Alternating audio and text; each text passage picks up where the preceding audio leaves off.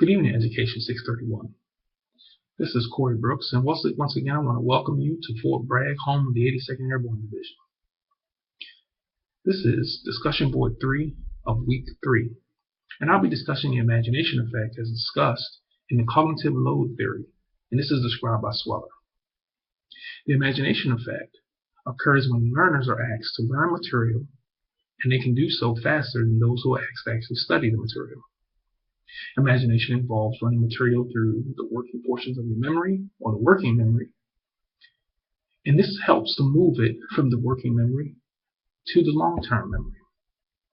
Spector, however, suggests that information, if it is handled first prior to being asked to imagine it, an individual will be able to memorize it better.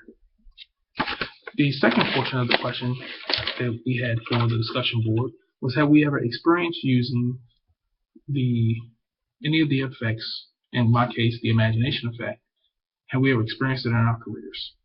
In the military, one of the things that we do is we're given material in which it works with equipment or certain portions of training for movements that we may have to do. And a lot of times that material is introduced to us so that we can get a look at it first, so we can actually handle the material, much like Spector was suggesting that what you actually do. After handling the material, but prior to actually studying, we are then released to actually attempt to imagine what is it actually going to look like before the product is actually finished. Then we may come back and actually study the material.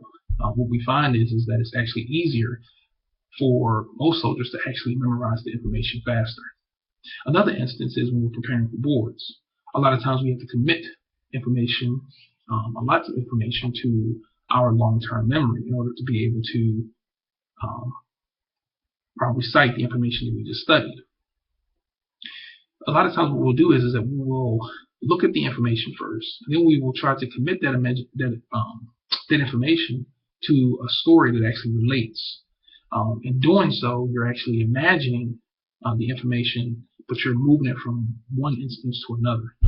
And this actually helps us to actually memorize the information.